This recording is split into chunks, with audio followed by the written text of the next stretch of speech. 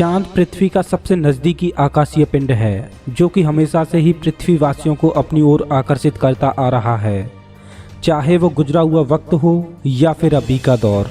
लेकिन चांद हमेशा ही चर्चा का विषय रहा है। ब्रह्मांड के रहस्यों को समझने के लिए भविष्य में चांद की एक अहम भूमिका रहने वाली है और स्पेस कॉलोनाइजेशन के लिए चांद अंतरिक्ष यात्रियों की पहली चॉइस रहने वाला है। अभी स्पेस कॉलोनाइजेशन के लिए वैज्ञानिकों की नज़र सौर मंडल के लाल ग्रह मंगल पर है। नासा का कहना है कि मंगल ग्रह पर इंसानों को पहुंचने में अभी 1 दशक का समय और लगेगा।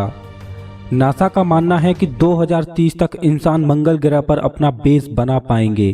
लेकिन वहीं फ्यूचर टेक्नोलॉजी पर काम करने वाले इलॉन मस्क का कहना है कि इंसान 2024 तक मंगल ग्रह पर अपने कदम रख चुके होंगे।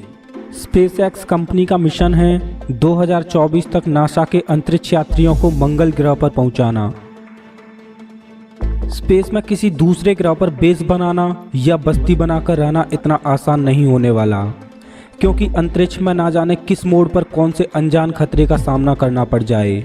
इसलिए वैज्ञानिक किसी दूसरे ग्रह पर बस्ती बसाने से पहले पृथ्वी के इकलौते उपग्रह चांद पर अपना स्थायी बेस बनाना चाहते हैं, क्योंकि अगर एक बार चांद पर स्थायी बेस बना लिया जाए तो भविष्य में आने वाले स्पेस मिशंस को चांद से ही ऑपरेट किया जा सकेगा। हबल स्पेस टेलीस्कोप, जिसको कि 1990 में पृथ्वी के ऑर्बिट में स्थापित किया गया था। वैज्ञानिकों ने हबल स्पेस टेलीस्कोप की मदद से अपने सोलर सिस्टम और यूनिवर्स का गहराई से अध्ययन किया है। क्या आपने कभी सोचा है कि हबल स्पेस टेलीस्कोप को पृथ्वी के ऑर्बिट में क्यों स्थापित किया गया है, जबकि इसको पृथ्वी पर स्थापित करके यूनिवर्स का अध्ययन किया जा सकता था? तो इसका जवाब है पृथ्वी का एटमॉस्फेयर। पृथ्वी का एटमॉस्फेयर स्पेस से आने वाली कुछ लाइट को ब्लॉक कर देता है। इसी वजह से हबल स्पेस टेलीस्कोप को पृथ्वी के ऑर्बिट में एटमॉस्फेयर के ऊपर स्थापित किया गया है।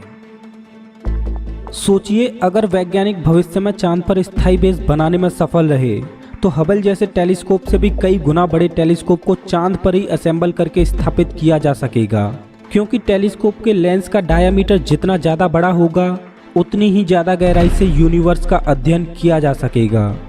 और चांद पर एटमॉस्फेयर के ना होने की वजह से प्रकाश को टेलीस्कोप तक पहुंचने में किसी भी प्रकार की बाधा का सामना नहीं करना पड़ेगा और उसका मेंटेनेंस भी आसानी से किया जा सकेगा।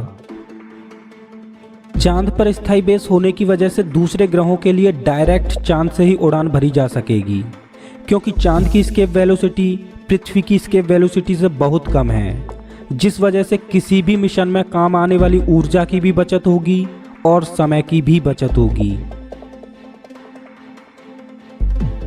वैज्ञानिकों का मानना है कि चांद के पोल्स पर जमी हुई अवस्था में पानी भी मौजूद है, जिससे कि वहां पर पानी ले जाने की भी कोई ज़रूरत नहीं पड़ेगी और कृत्रिम वातावरण बनाकर वहां खाना भी उगाया जा सकेगा। चांद पर स्थायी बेस बनाने के फायदे तो बहुत हैं, लेकिन वहां पर रहने में हेल्थ प्रॉब्लम भी बहुत होगी, क्योंकि वहां पर कम ग्रेविटी और रेडिएशन दोनों का ही सामना करना पड़ेगा। वैसे चांद पर स्थायी बेस बनाने में कितना वक्त और लगेगा ये बता पाना तो मुश्किल है, लेकिन स्पेसएक्स द्वारा 27 फरवरी 2017 को एक अनाउंसमेंट किया गया था कि 2018 में चांद पर इंसानों की अगली उड़ान होगी।